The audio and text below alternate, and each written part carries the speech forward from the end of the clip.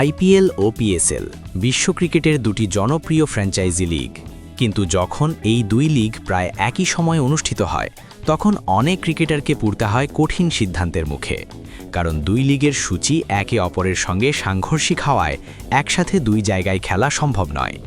আর এখানেই তৈরি হয় নতুন বিতর্ক। ভারত ও পাকিস্তানের রাজনৈতিক ও ক্রিকেটীয় প্রতিদ্বন্দ্বিতা নতুন কিছু নয়। দুই দেশের ক্রিকেট ভক্তদের মধ্যেও রয়েছে তীব্র আবেগ আর রেষারেষি। তবে সেই আলোচনাকে একপাশে রাখলেও সম্প্রতি জিম্বাবুয়ের পেসার ব্লেসিং মুজারাবানিকে ঘিরে যে সিদ্ধান্ত সামনে এসেছে তা নতুন করে প্রশ্ন তুলেছে ক্রিকেটের পেশাদারিত্ব ও চুক্তির নৈতিকতা নিয়ে। জানা গেছে, পাকিস্তান সুপার লিগের দল ইসলামাবাদ ইউনাইটেডের সঙ্গে আগেই চুক্তিবদ্ধ ছিলেন মুজারাবানি। পিএসএলের আসন্ন মৌসুমে তাকে দলে নেওয়া হয়েছিল রিপ্লেসমেন্ট ক্রিকেটার হিসেবে। মূলত ওয়েস্ট ইন্ডিজের পেসার শামার জোসেফের বদল হিসেবেই ইসলামাবাদ ইউনাইটেড তাকে স্কোয়াডে অন্তর্ভুক্ত করেছিল। কিন্তু হঠাৎ করেই পাল্টে যায় পরিস্থিতি। নতুন খবর অনুযায়ী মুজারাবানি পিএসএলের সেই চুক্তি ভেঙে এখন খেলবেন বিশ্বের সবচেয়ে ধনী ক্রিকেট লিগ ইন্ডিয়ান প্রিমিয়ার লিগে। আইপিএলের দল কলকাতা নাইট রাইডার্স তাকে দলে ভিড়িয়েছে বাংলাদেশের পেসার মুস্তাফিজুর রহমানের বদল হিসেবে। ফলে প্রশ্ন উঠেছে, পিএসএলে আগে থেকে চুক্তিবদ্ধ থাকা সত্ত্বেও কিভাবে তিনি আইপিএলে যোগ দিলেন।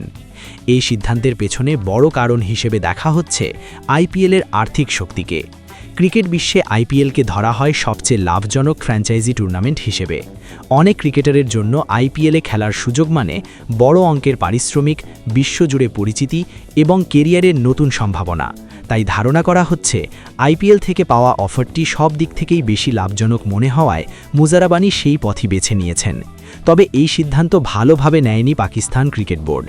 পাকিস্তানি গণমাধ্যম জিও নিউজের প্রতিবেদনে বলা হয়েছে, মুজারাবানির বিরুদ্ধে ব্যবস্থা নিতে পারে পাকিস্তান ক্রিকেট বোর্ড, কারণ এর আগেও এমন ঘটনা ঘটেছে।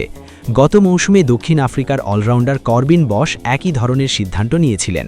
প্রথমে তাকে দলে নেয় পিএসএলের ফ্র্যাঞ্চাইজি পেশোয়ার জালমি, কিন্তু পরে তিনি সেই চুক্তি ভেঙে আইপিএলের দল মুম্বাই ইন্ডিয়ান্সে যোগ দেন। এরপরই পাকিস্তান ক্রিকেট বোর্ড কঠোর অবস্থান নেয় এবং করবিন বশকে এক মৌসুমের জন্য পিএসএলে নিষিদ্ধ করা হয়। এ কারণেই অনেকেই মনে করছেন একই ধরনের শাস্তির মুখে পড়তে পারেন মুজারাবানিও। অন্যদিকে ক্রিকেট বিশ্লেষকদের মতে একজন পেশাদার ক্রিকেটারের জন্য চুক্তির সম্মান রাখা অত্যন্ত গুরুত্বপূর্ণ। ফ্র্যাঞ্চাইজি লিগগুলোর মধ্যে প্রতিযোগিতা থাকলেও খেলোয়াড়দের কাছ থেকে প্রত্যাশা থাকে তারা যেন তাদের স্বাক্ষর করা চুক্তিকে সম্মান করেন। তবে মুজারাবানির পারফরমেন্সই তাকে এত চাহিদা সম্পন্ন করে তুলেছে। বিশেষ করে সর্বশেষ আইসিসি মেন্স টি20 ওয়ার্ল্ড কাপে তিনি দারুণ বোলিং করেন।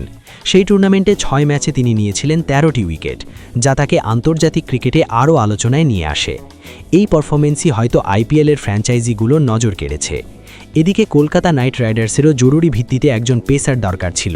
মুস্তাফিজুর রহমানের অনুপস্থিতিতে দলে ভারসাম্য আনতে তারা দ্রুতই মুজারাবানির দিকে হাত বাড়ায়। ক্রিকেট বিশ্লেষকদের মতে আইপিএলের প্রস্তাব ফিরিয়ে দেওয়া অনেক ক্রিকেটারের পক্ষেই কঠিন, কারণ এখানে যেমন আর্থিক সুবিধা বেশি, তেমনি বিশ্বের সেরা ক্রিকেটারদের সঙ্গে খেলার সুযোগও রয়েছে। তবুও প্রশ্ন থেকে যাচ্ছে, চুক্তি ভঙ্গ করে অন্য লিগে যোগ দেওয়া কতটা সঠিক। পাকিস্তান ক্রিকেট বোর্ড যদি সত্যি কঠোর অবস্থান নেয় তাহলে মুজারাবানিকে হয়তো পিএসএলের ভবিষ্যৎ মৌসুমে নিষেধাজ্ঞার মুখে পড়তে হতে পারে। এখন দেখার বিষয়, এই বিতর্ক শেষ পর্যন্ত কোথায় গিয়ে দাঁড়ায়।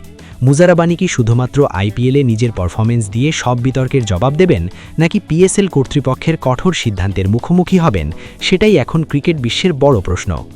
Atik Hasan, BD sports.